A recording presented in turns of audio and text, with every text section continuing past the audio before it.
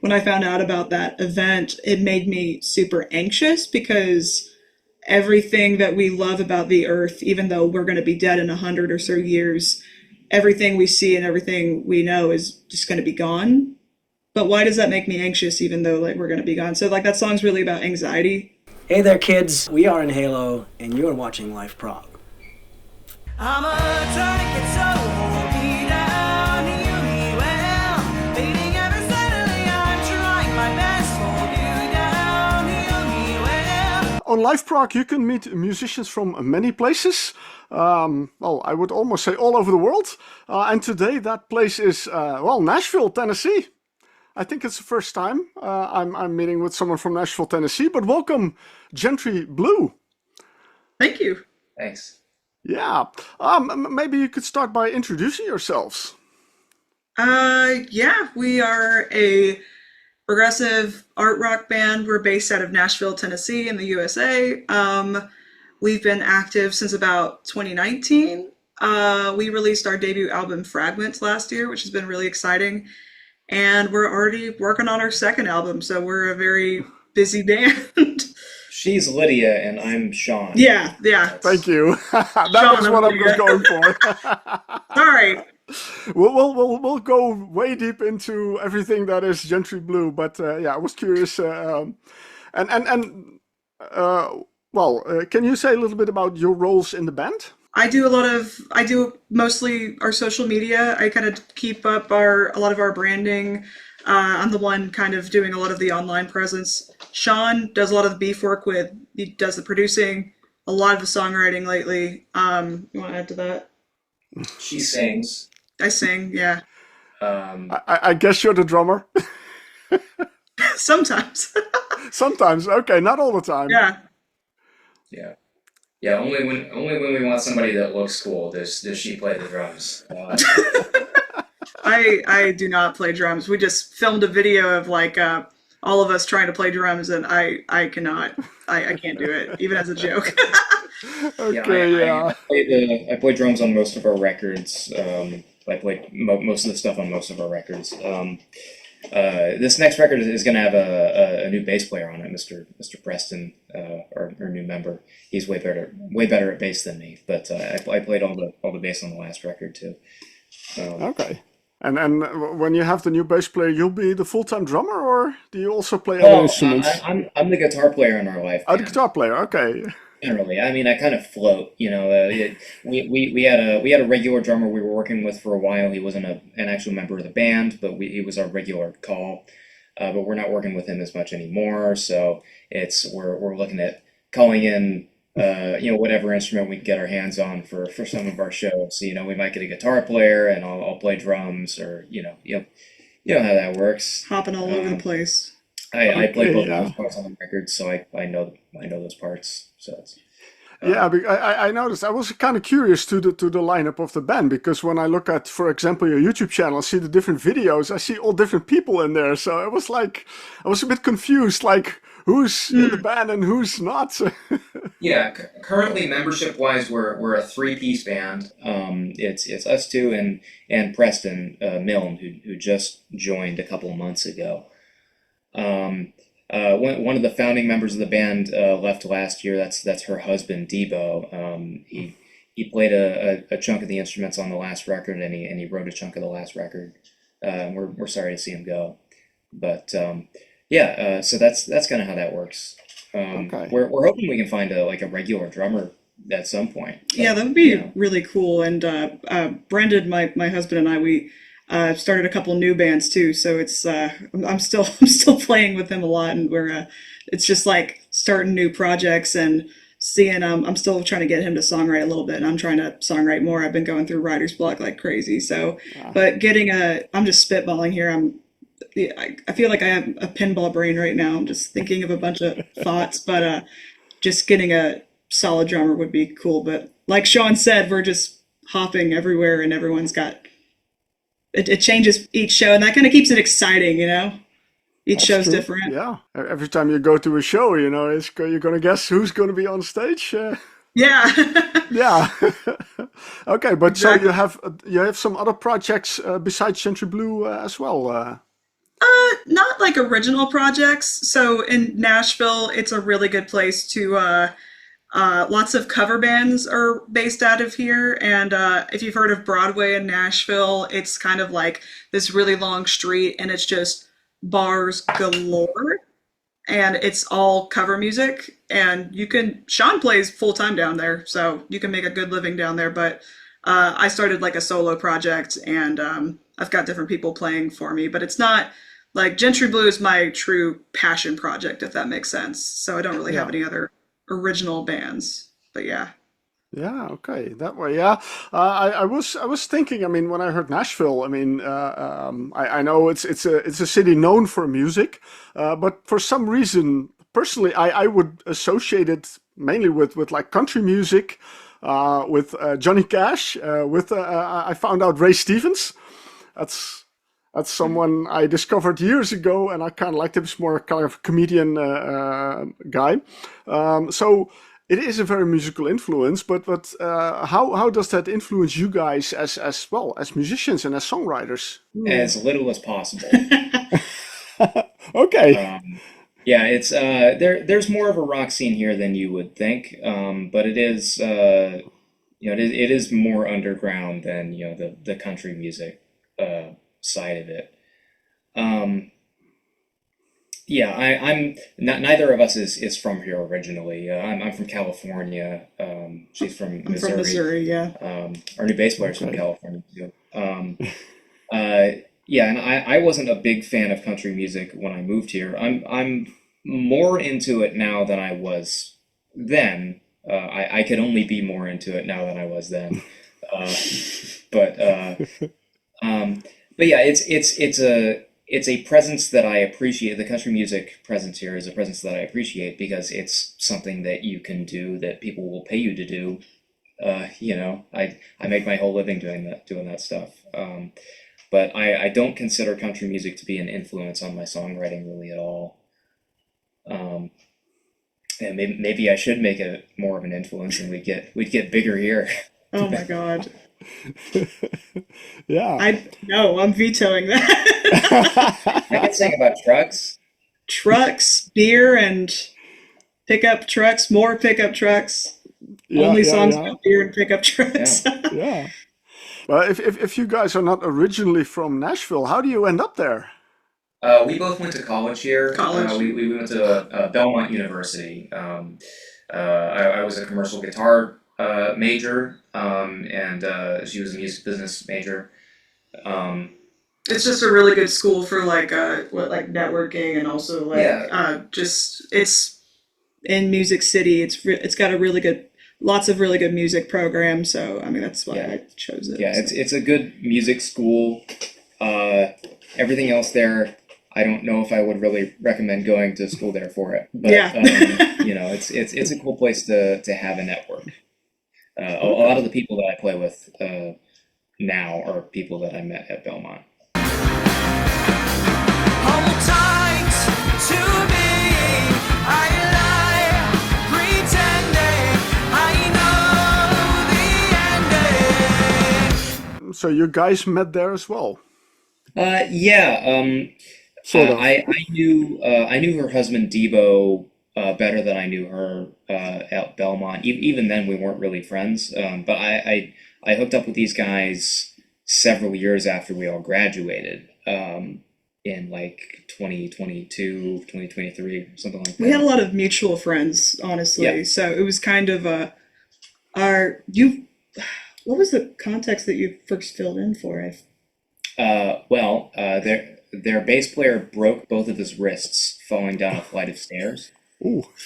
Yeah. So I, quote, subbed for him for about 6 months. And then he decided when he healed, he didn't really want to be in the band anymore. So I ended up being the bass player. And I've since kind of moved around on the instruments from there. But yeah, that was kind of the situation.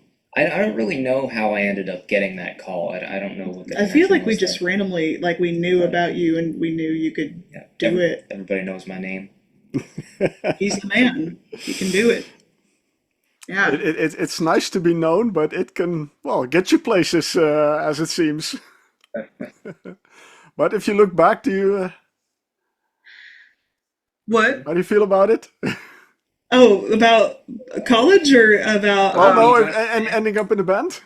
oh, Oh, well, yeah, I'm happy to hear. Yeah, worked out I good. think I've very much made this band my own. I've put my influence on it. Um, I have creative input, You do. and it's Yeah. nice.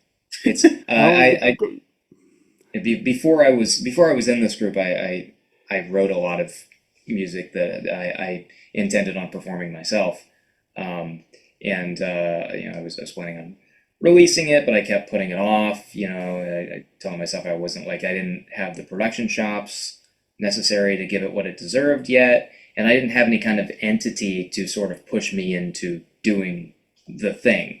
So I never released any of it. Okay. Now being in the band, the band puts pressure on me to actually finish stuff and put it out.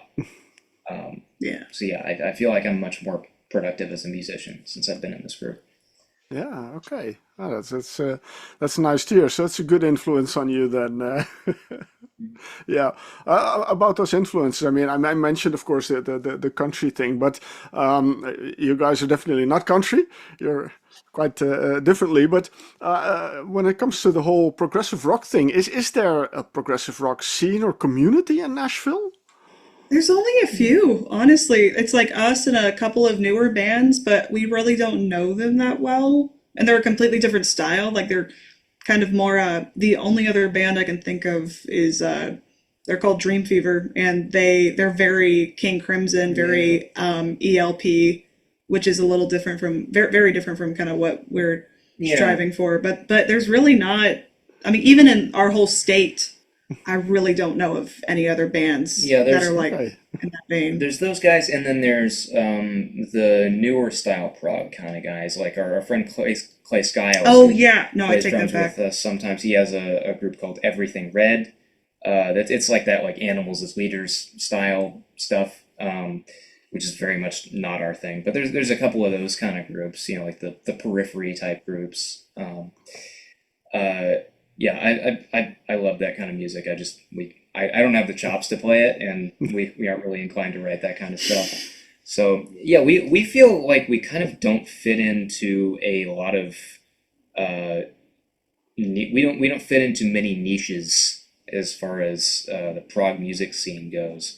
So we've started to try and stop branding ourselves as much as a prog band and more as like an art rock band, because that just, it feels like a label for music that is in general simpler and more accessible than prog. I feel like every one of our releases is like just different. I mean, like that sounds basic, but Yeah, I mean, it all sounds like us. yeah, it sounds like us, but it's got, each song is very defined and we're not, it's hard to put us in a box, I am. Yeah, the man. that was definitely one thing I was a bit curious about. I mean, I saw different kind of descriptions on your website, on your Facebook, on your YouTube, and Bandcamp, and mainly it indeed said progressive art rock band, but I also saw existential rock band or existential dread rock band. So We love existential dread rock. That's we are very anxious here at Gentry Blue. we like that. We like that genre name. We're the only guys rocking with that genre name. yeah, I was kind of curious to that idea because I don't think I've ever came across that before. So I hope not. that makes you guys special. Yeah. Yeah. No, we have a lot of, I feel like we all personally deal with a lot of dread. We have a lot of songs about dealing with that in a in a giant sense. Like we have a song called Collide that is, it's literally about the Andromeda galaxy and the Milky Way galaxy colliding in 5 billion years or so, allegedly. It's not confirmed. It's in the future. We don't know.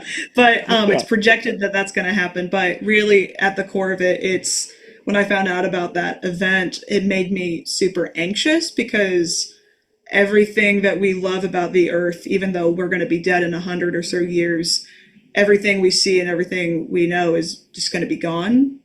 But why does that make me anxious, even though like we're going to be gone? So like that song's really about anxiety at its core. And we have, I mean, would you say Become Invisible is about anxiety or like any other song? It's about depression. Depression. We have songs about depression, anxiety. All my songs are micro, not macro. They're all in here. Yeah. So we existential dread band. We won't feel the pain. Dystopia, euphoria, insecurity, Andromeda, and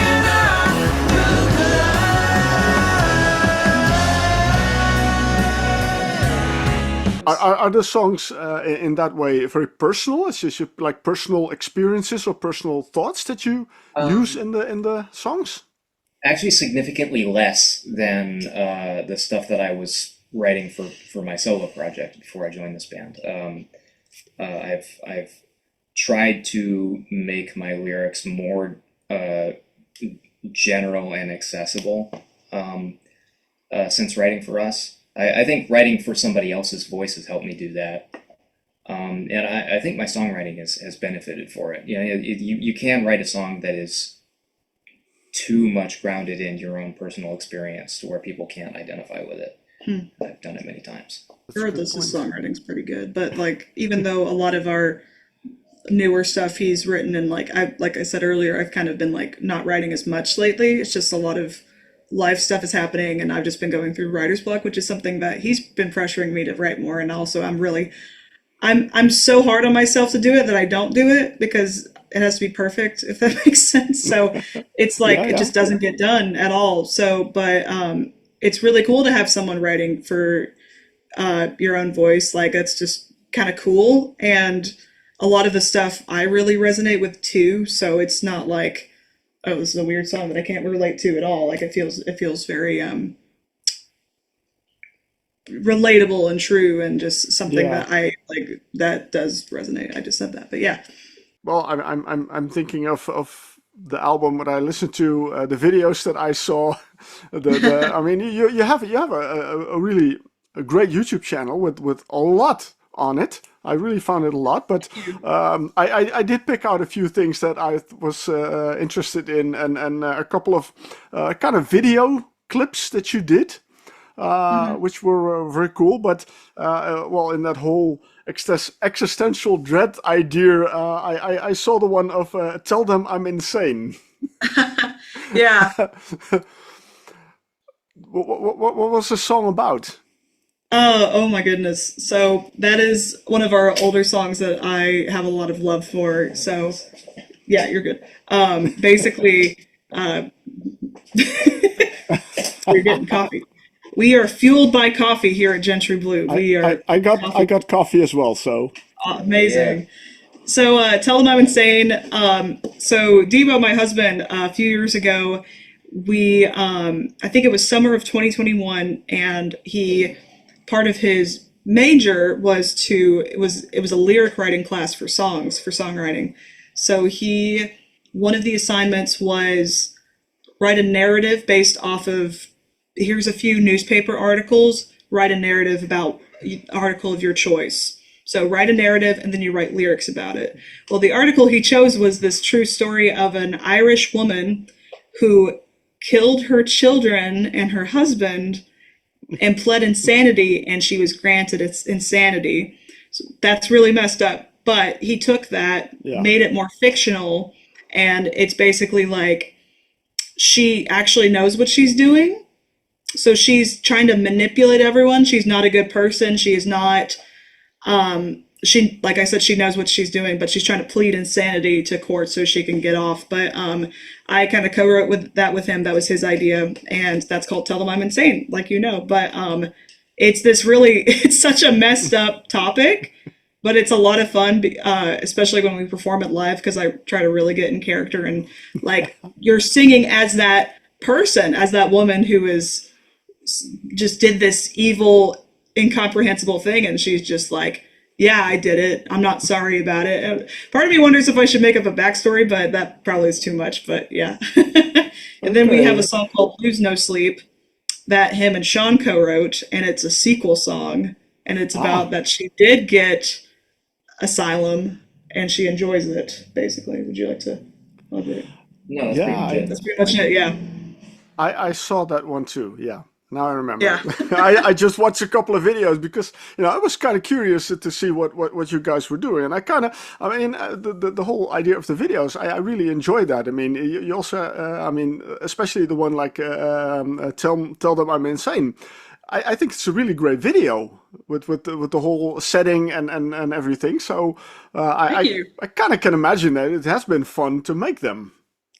It's been very fun. Oh my goodness. I love a good story. I love a good I feel like a lot of our music videos are all honestly inspired by horror in a way, which is really weird because I'm not a huge horror person, but whoever directs them, it's just an easy thing to go to, I guess. So, but it's just so fun. And that was an older video with our old lineup, and they had such a great time doing that. And it's great. And we're currently working on a music video for Collide, and we're also editing a video for Lose No Sleep that we just filmed. Okay. So. If they tell me I'm guilty, I'll tell them I'm insane.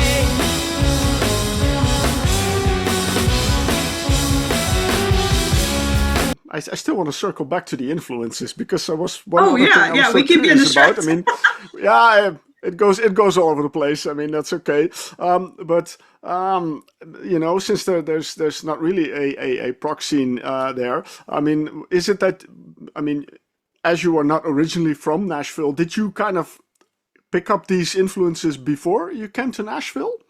I see behind you Rush. You have a Pink Floyd T-shirt. You mentioned Porcupine Tree, so those are very much prog influences. So I was curious, like when did you pick that up? I think for me, definitely in high school.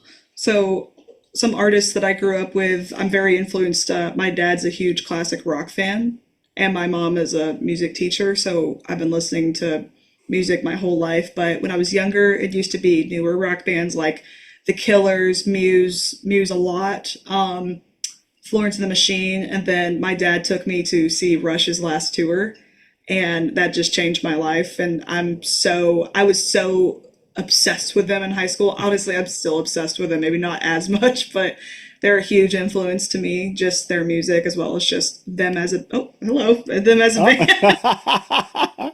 So this is Mr. Chopper. So Okay. So Sean, do you want to talk? Yeah, a lot of the prog side of my influence definitely happened in high school as well. I was a big Rush fan for a while. I saw the Clockwork Angels tour when they came to Sacramento, and I was a big Dream Theater fan for a while. Not as big into Dream Theater these days, but them and Tool and a lot of that kind of stuff. More recently, since moving here, I mean, I got introduced to a lot of stuff in college that I still really dig on. My favorite musician is named Lewis Cole. He's the drummer for a band called Nowhere. He's also got his own solo project, and he plays for some other people. He's just phenomenal. He's like a funk guy. He just it's like electronic funk stuff. He's got like a whole like orchestral album now that is his most recent thing with the Metropolitan. It's really kick ass. I really like this like jazz folk artist named Becca Stevens. She's another of my favorites. Just generally my musical perspective has widened quite a bit since I've been an adult.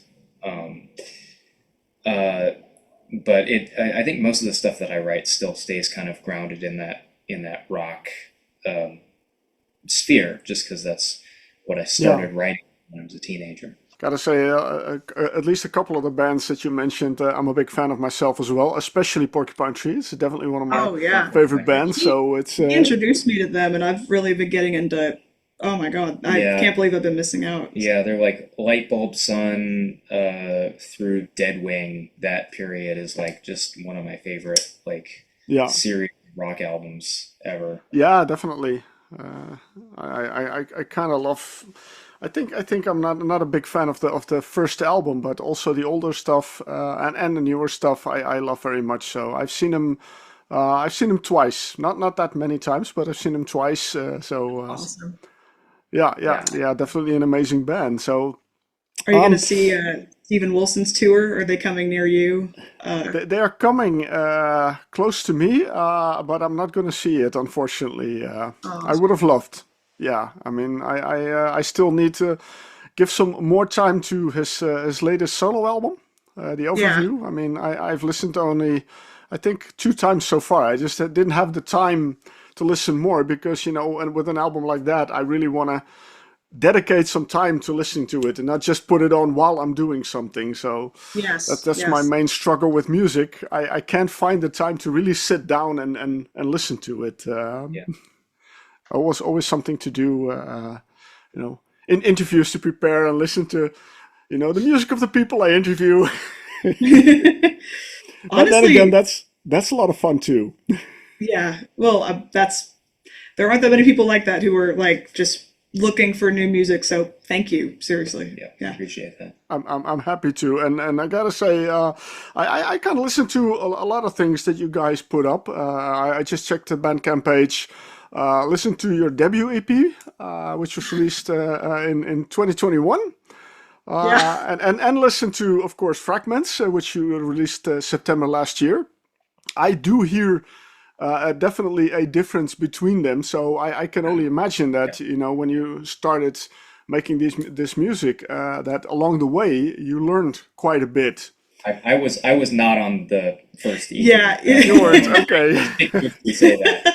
That was when we were, I want to be unequivocal about that one. It's not on that. the mix is not there like whatsoever. So we did that when we were still in college. We were sophomores in college. So we just wanted to put something out really bad, and hey, we did it. We definitely did that. You put something out really bad. Let me tell you.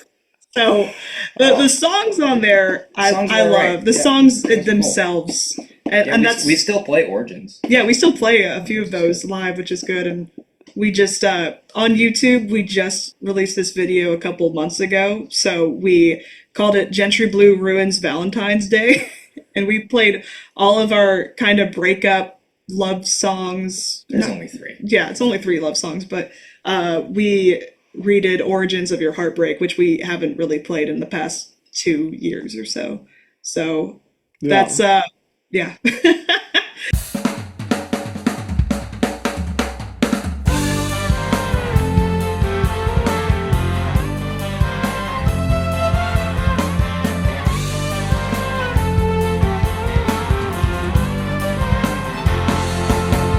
Well, what you're saying is what I noticed as well. I mean, maybe the production on the EP could have been better, but the songs itself, I really enjoyed them, and I noticed that you included 2 songs also on Fragments. Yes. What Lies on the Other Side and Cutthroat. Why those 2? I think that's a great question. With What Lies on the Other Side, that one I co-wrote with Debo, my husband. It was our first ever co-write. I think it was Gentry Blue's second song that was like the second song we brought to the band, and it's just kind of close to my heart. And we already had Collide, and I think we just wanted to make like the first part of the album very space themed. I think. Do you remember what we were thinking of, or did we just decide to Yes. just yeah? That was pretty much it. That's pretty much it. Yeah, I'm just trying to jog my memory and see if I'm forgetting anything. But Cutthroat is also just Cutthroat's it's a great song. It's good. Yeah. It's a great song. That song brings me a lot of joy, and that's also just really close to my heart, even though that's an older one of ours. I thought it would be a good optimistic note to end the album on. It's kind of like an uplifting tune, even though it's all E minor and stuff. Yeah, It's yeah. Well, it's like yeah, definitely an uplifting song. it's like a cautiously optimistic song. It's mostly optimistic, and it's like the world sucks. What are we gonna do? Oh well, keep trying. That's the yeah. Yeah, I gotta say that despite everything, I had no, I didn't find it in any way a depressing album or something. I Oh really? really enjoyed the songs. I mean, despite the whole existential dread idea behind it, no, I definitely enjoyed them. There were two songs that kind of stood out for me in a little bit, and probably in a weird way, but that's something I tend to do.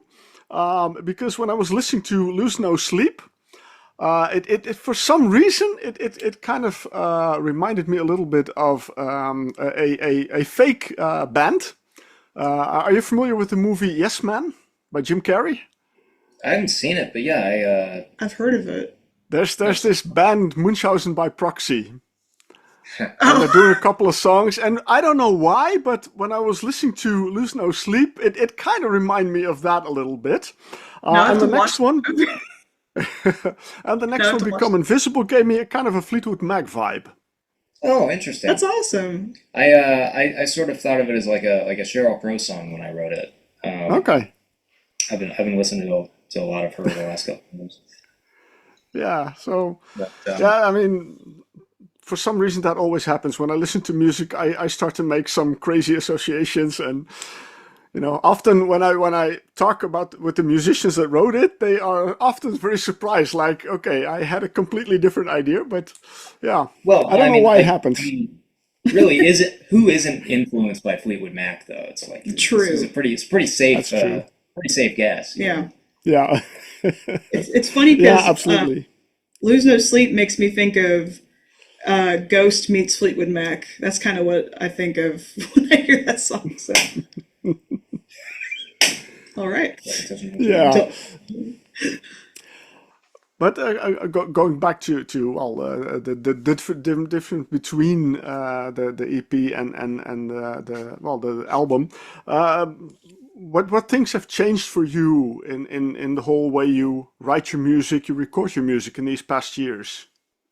I mean, literally, just the people changing. Like, so we've had just a lot of people in this band for as short as we've been active, and that's just because we were a college band first. People go away. People don't want to be a part of it anymore, and that's okay. And then some people move out of town. Some people move up to other projects. So just by that nature, different writers. So that changes. I think just also we have performed a lot, so it's just kind of getting your chops up to order, just more experience. Getting older. What do you think? Yeah, I mean, largely just personnel changes. I wrote about half of Fragments and engineered and mixed it. And the guy who we had record the drums for a big chunk of the album did a really good job setting up the mics and stuff for that.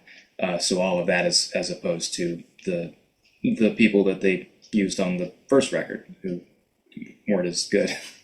I mean, another thing is like we've done all of Fragments in-house, so we are a very Okay. do-it-yourself band. I Yeah. think with Pyrite and Steel, our first EP, so we recorded all of it in a studio in town, and then we had all of the mixes and stems done by our guitarist at the time, Travis, and just that was one of his first forays into that. But with Fragments, I mean, we recorded in this room, and then also our practice room Yeah, over the, there. recording vocals in this room was a mistake. Yeah, actually. Okay. It was, no, there's a lot of like reflections and stuff in here. It's not a very big room, and it's also not very well treated. I did a lot of work in here because it has like a vibe. It's like it feels more isolated A from vibe is important, though. the outside. So Yeah, I felt absolutely. I felt motivated to work in here, but we did make the mistake of setting up like a vocal condenser mic in here, and just the There's a lot of room sound in that, and it wasn't very good. Once again, learning new things and experiences. I spent easily 50 to 60 hours just like trying to notch out just like the 3200 hertz that was building up from the room in her vocals, just like beating my head against walls, you know. Yeah, there's only so much you can do about it. That's true. So yeah, we've got a nice like concrete room in my basement in my new house that we're going to be doing all the vocals for the next record in. It's nice and dead. We're slowly drowning in a pool of innocent blood. If people actually cared, that would be the cure. It's not as so much you're as- learning. It's kind of a vibe. It kind of smells funny. Yeah. It's a vibe. Sorry, what'd you say? No, I agree with the vibe. I mean, that definitely sounded through the album, and that's what I very much enjoyed. But as you mentioned, you are working on a new album, so I gather, you know, you can take everything you've learned from this one into the next one and see where you can make improvements.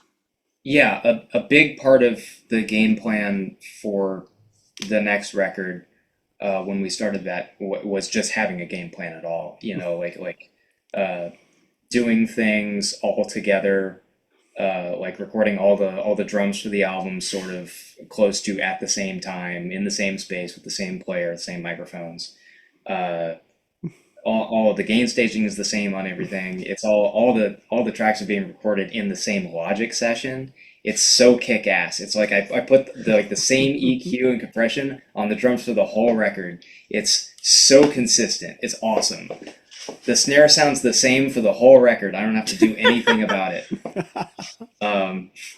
Yeah, so we're doing that because we had all 10 songs for the record written before we even started recording the record.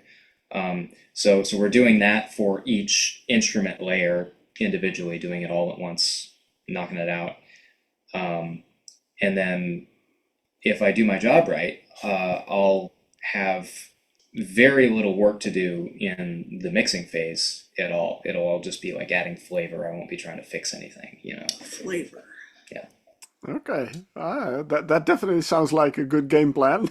Yeah. But you didn't have that when you recorded Fragments, I gather. Oh, dude, we like wrote half the songs on that record while we were recording the record. Okay. Yeah, like the time between the tracking of the first song that we recorded, which I guess was Collide, and the tracking of the last song, which I guess was Become Invisible, was over a year. It was like just an insane amount of time. And you know, we've got like 3 different drummers playing across that record in 3 different spaces. You know, we used a couple of different vocal mics depending on the song, like what we could get our hands on, because we were borrowing stuff from people. I mean, that's kind of one of the thoughts of why we called it Fragments. It's because songs from different periods, and then it's just a good title in general. And just the work of Fragments itself was in Fragments. So it's, Yeah. If you listen to that record with like the audio consistency aspect in mind, you'll hear some parts where it just like breaks down. Like if you listen to the title track Fragments, and then you listen to Think I Might Be Crazy, which is right after it, we strategically place those so they're on either side of the halfway point of the record. So when you play it on vinyl, you have to flip over the record between the songs because they sound so wildly different from one another. Okay. From a mix standpoint, it's just like comical. You don't notice it that much then. No. Yeah. You heard it here, it's nice folks. though. Yeah, definitely. It's nice that you mentioned the vinyl because I was kind of surprised that you also released it on vinyl. I know that a lot of here, at least here in Europe, a lot of starting bands usually just do it on CD and digital, but not vinyl. I mean, a lot of them are like they don't want to take the risk or anything. But how was it for you guys? It was an investment, but I mean, you really make more profit per units sold Yeah. with vinyl than anything else. And we've sold at least as well on the vinyl as we have on the CDs or the digital downloads. Okay. I think in at least in the small independent scene, we've got a few friends who have bands that they do very well selling vinyl, and that's what encouraged me to really look into it. And I'm a big audiophile myself, so that was kind of a dream to just have the record. And like my parents gave me a frame to put it up in our house, which is really sweet. But this is really funny. My parents gave us a frame to put the record in, and then so did my mother and father-in-law. They also gave us a frame to put the record in. So we have two frames to put the record in. And but I don't want to put it up because I love looking at it, just because it's kind of a reminder of like, oh my God, we did this thing and it's real and it's tangible and it's just really validating for me. And it's just such a cool record. I mean, we're really proud of it, and it has sold pretty well actually. So it's a huge investment. Like, it's not cheap, but I think we got like the bare minimum amount of records. Yeah. And we just take them to show with us. We've sold a few to a few local record shops, which is really cool to have it in stores. Yeah, it's some bands do it, some bands don't.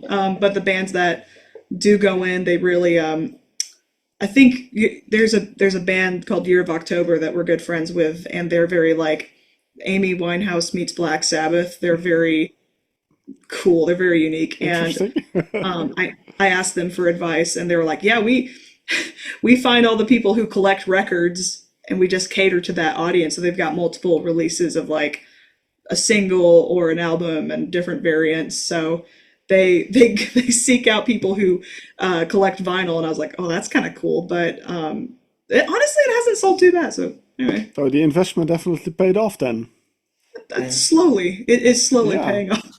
Yeah. Okay, but it's a good thing that you did it, and I can imagine. I mean, it's something to be proud of, definitely. I mean, also what I was listening to, I really enjoyed it very much. So yeah, definitely an album to be proud of. We've talked a little bit about the influences and the idea behind the music, but is there a kind of a message that you want to convey with the music, or is it just music that you make because you like it and you want to share? We don't have any like real running themes in our music that we're like shooting for. I mean, obviously because we're just individuals, we're going to have things that carry from one song to another that are similar just because of our styles. But no, we don't really shoot for any specific messaging in our stuff. I think the only thing I can really think of is like, when we were talking about Cutthroat earlier, is like, the lyrics of that are really optimistic, like, don't give up, even though things may be dark, just keep going. That's the only thing I can really think of that I do at least want to put out there, regardless of like that we are an existential dread band. Except for Become Invisible, which is about giving up. Except for Become Invisible. But yeah, anyway. But honestly, you kind of said it best. It just music's really inspired me, and I want to pass it on. And it's inspired me so much that I have no choice but to pursue that. It's just like, this is it. I have no plan B. This is it. I'm doing it. And I really enjoy creating music that I would love to listen to. I'm sure you might say the same. Do you? Yeah, I generally try to make music that I like. Yeah, we It's love a good way to be able to live with myself. music that you hate. You're just creating music that you hate.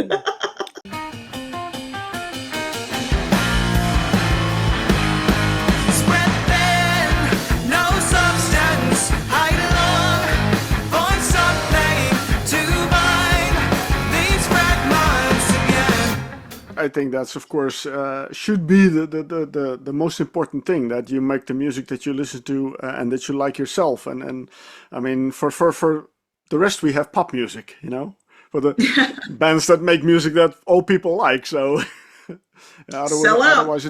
otherwise it wouldn't be art rock, you know. Yeah. So yeah, I definitely get that, and of course it's very cool that you're doing well, and people are enjoying your music. That's a good thing. And I'm realizing that there was one thing that I really should mention. I mean, we talked about Joe Deninzon and Gianni, but there was a reason for that, of course, and I'm completely missing that. The Viper. Yeah. Yeah, I mean, how did you get to play that one, and how did you get that connection with Joe Deninzon? It's a really cool connection. So to rewind, in high school, right after I discovered Rush and really wanted to, I think that's what awoke me to do like just music professionally, that I really wanted to pursue this in some fashion.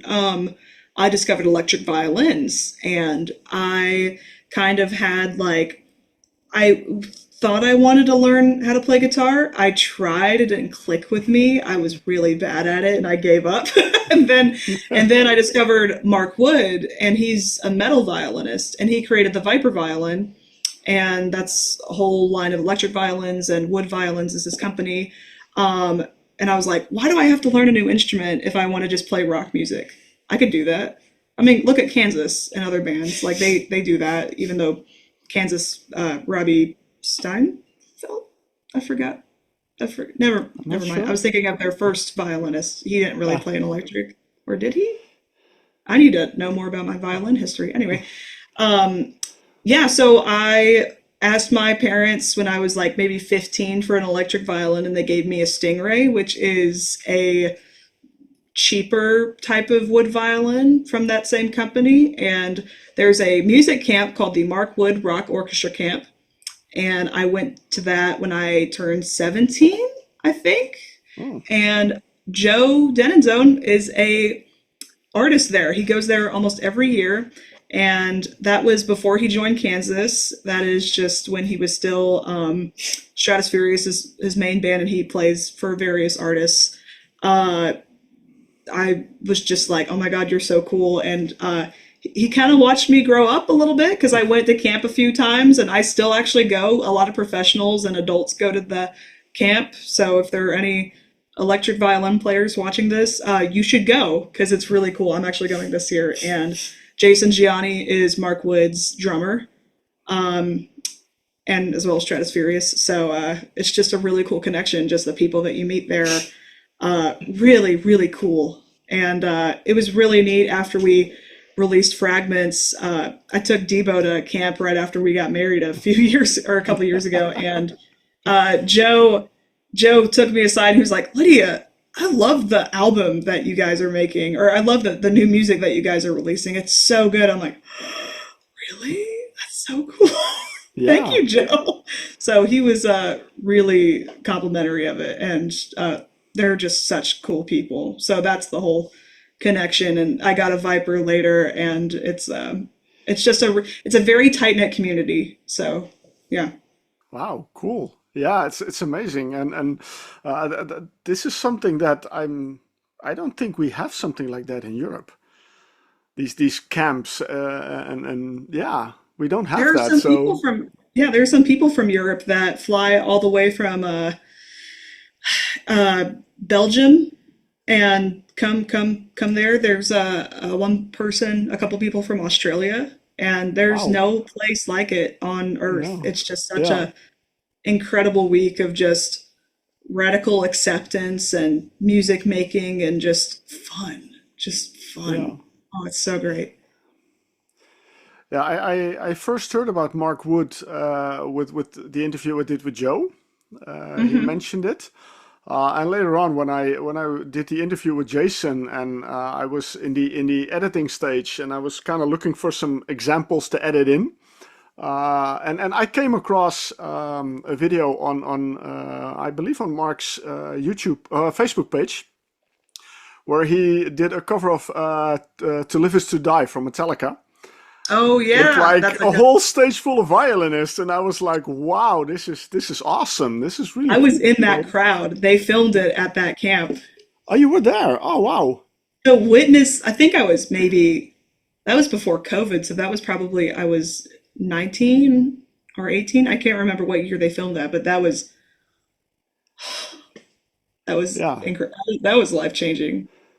Just That to was very witness. cool to see. So I mean, especially ever since I kind of yeah, kind of I'm interested in this especially the Viper, the electric violin. I mean, it's an interesting instrument. I mean, well, if you've seen the interview with Joe, he demonstrated it. That was like so cool to see. I mean, before we did that interview, and I could have, now I think I could have asked you that as well, but I asked Joe, like, can you bring the violin with you and show it in the video, and he I had it mean, on the entire interview, so that if was you kind want of me to fun. go, it's in the other room if you want me to grab it.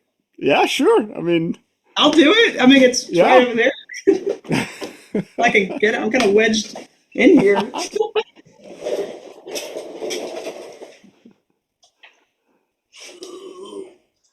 I do find it interesting to have both the guitar and the electric violin. I mean, they can work together quite nicely. Yeah, of course.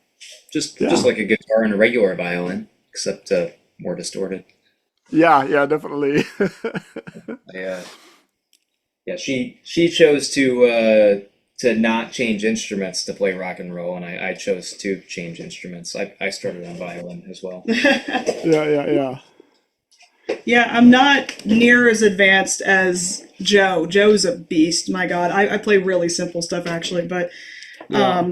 that's one thing I need to work on is practicing. But this is my main Viper. I bought a second one this year just to have a backup. Okay. Um, and it's signed by Mark actually. I've got my old Ah, Stingray is signed by Joe and all the other camp staff. But and that's the cool thing. It's like I started camp when I was 17 or 16. I think I was 17, and now I'm 25. And just the longer you go and keep up with them online, the more just everyone gets to know each other, and it's mm-hmm. just a really wonderful thing that musical camaraderie. I've met so many Yeah. just gems of people there. But yeah, this is pretty cool. A lot of people ask why there's a bandana there. If I'm ever playing with distortion, this helps mute the strings. So it's pretty cool. Okay. And yeah, and of course, this is probably don't want to hit Sean. This is like a third arm, so that's funny. But yeah, I'm not plugged in. But yeah, this beautiful. Okay. So yeah.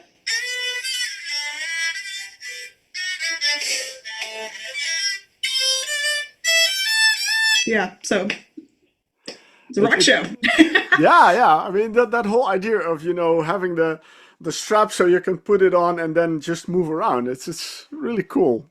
Yeah. And it's good because I sing a lot too, and like I don't have to have like, a lot of Yeah. classical purists hate this stuff, but I mean, but it's fun. I mean, like, come on, it's just cool. I mean, speaking of these classical purists, I mean, it's not classical music; it's rock music. So It's rock music. yeah, Exactly. it's completely Yeah. different. Yeah. Yeah. Oh wow. So Yeah. So that's cool. I mean, and again, there are not a lot of bands that use an instrument like that. So again, that's something that I think also makes the music you guys make more unique. thank you. And yeah, definitely. So yeah, nice. Thank you for taking it out and showing it. It's I'm always interested in the instruments and everything. So it's very cool. Yeah, Um, it's pretty cool. yeah. Let's go back to the second album. You guys are working on it. I noticed that there's I think the most recent song that you guys put out is Tourniquet.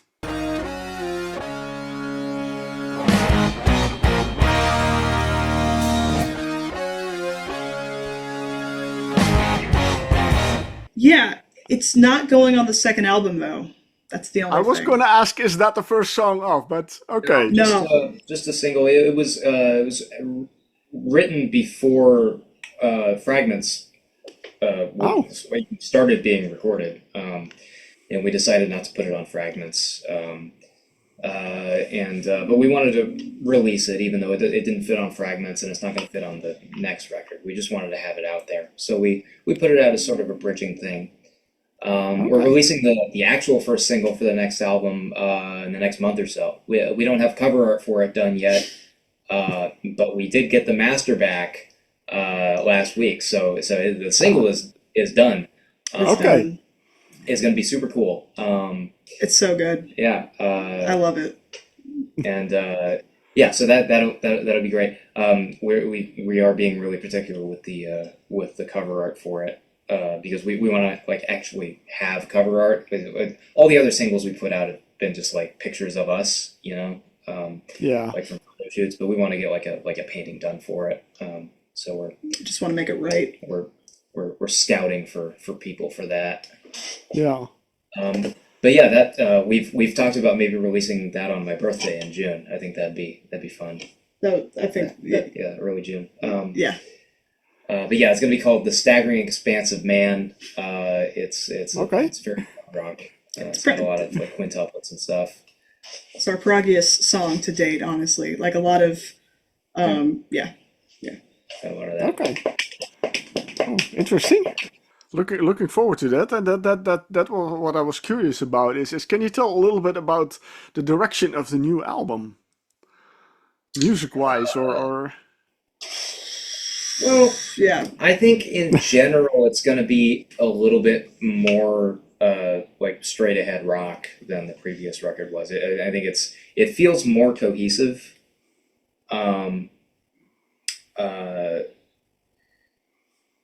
Yeah. I mean, there are two songs that are going to be on there that are more pieces, though. So everything's cohesive. What? What do you mean?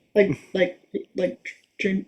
Oh my God, Fever Dream. What do you mean more pieces?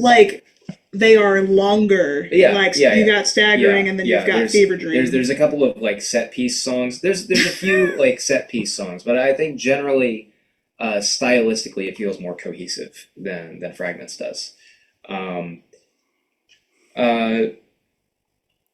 But yeah, I don't know how much we can actually say about what it sounds like. How do you... I don't. What, do we have a self-imposed NDA type? No, situation? I just don't know how to Oh. I was is this a trade secret type? No, I think in general there's a lot more simplicity in the songwriting. To some extent, there's more elegance in the songwriting. Maybe it's more straight ahead rock, but really a lot of the more complicated musicality and some more prog elements are more understated, so it's not in your face. Yeah.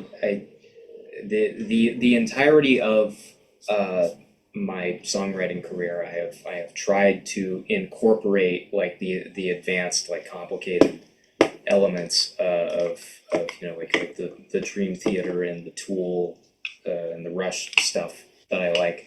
I've tried to incorporate that in a way that is not really overt, in a way that is couched in a more simplistic, overarching thing, so that it becomes accessible. Yeah. I mean, two of my favorite bands are Porcupine Tree, obviously, and then a group called Carnival from Australia, and they both do a great job of that. All their songs are really singable and memorable, and yet they have all these complicated rhythms and stuff. So yeah, I think that is that's the best way of describing the direction that we're trying to go in with this record. Yeah. Okay. Yeah. Well, I think it's a great way to describe it. And you made me more curious, so I'm going to be on the lookout for it. I mean, you guys are in the recording process. Do you have an idea of when you want it released, or are you just going to work on it and when it's done, it's done? We're planning on not releasing the whole album until at least June of next year. But we're going to release 7 singles from it. Okay. So we're hoping that we'll have the album done within the next few months. We'll try and have, except for this one single that we're putting out in a month or so. We're gonna try and have the entire record done before we release anything else from it, so that we don't have to like, you know, get anything remixed or remastered Like before scrambling, yeah. we, you know, before we put out the record proper. A few months ago, Sean was like, "Let's put it out this summer," and I was like, I mean, yeah, with the timeline that we have for finishing the actual record, we could put it out this summer, but we wouldn't have like the lead time with the singles and the publicity. Yeah. Plus, we just released Fragments like September, so that would be really cool. It's like we're just here's another album. so hypothetically we could, but you know, it's good to sit on stuff, let it, you know, make it right, and that's what we really want to do. That's true. Make it the best it can be. Yeah, we want to have a lot of time to like make video content and stuff for the songs that are on it. Yeah. You know, we finish the whole album in the next few months, and we're gonna have like all the time in the world to, you know, figure out cover art for it, get all the video, get it all good. Yeah, I can see you're excited. it is really exciting. Yeah, he's really excited about it. Yeah, like I'm excited. Really moderately excited. No, I am excited. Yeah, he's really excited. Yeah, but you know, you are right. I mean, it's not been that long since you released Fragments, and I would say the album should get a wider audience. You know, people in Europe should discover Fragments, definitely, and Gentry Blue, of course. So I hope I can, you know, do a little bit in helping to spread the word about your music. That'd be great. We really appreciate you having us. Yeah, thank you so much. The only sad thing is that it's terrible to order physical media outside the EU. Yeah. So that's awful. But at least, you know, people can listen on Bandcamp and buy a digital one. So in that way, at least they can also generate some support for you guys, because, you know, that's for me an important thing. I always encourage people that if they like the music, they order a CD or a vinyl from a band to support them. So I hope that. But and again, you know, the whole customs and border thing is an issue, and I think both in the United States and here in Europe, artists feel that it's kind of limiting them to get a wider audience, which is kind of a shame. So I really hope that would be sorted out one day. I hope so. This poor person from England messaged us and was like, "Do you ship to England?" And I was like, "Yes. I'm sorry, it's so expensive. I can't control how much postage is." And I think I did some math and how much the package was going to weigh, and it was like 25 USD just to ship it. And that's a CD. That's a CD, wow. Just a CD. It's crazy. So I feel terrible about all the customs and the and you know, and that's the thing from your end. When you would ship that to the Netherlands, it would arrive here. Then the post would send me a notice. It said, "We have a package for you, and you have to pay around $10 to get it." So that's added to it. So it would be $35 then to get a CD from you guys. Well, maybe one day we can have an international distributor, because that would just make everything way easier.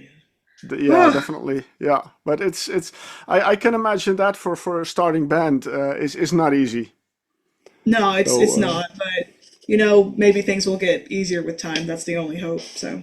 Let's hope so too. And you know, we have Bandcamp, which is, it's good that you guys are on there and that people can not only listen to the music, but also, you know, buy the digital album and buy the digital song. So at least some way they can give some support. So yeah. All right. Well, it was great to chat with you and to get to know you.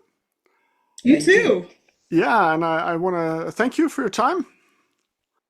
Thank you for having us. My pleasure, and I wish you a lot of luck with the work on the new album.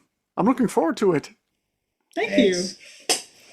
We're really excited about it, as we just said.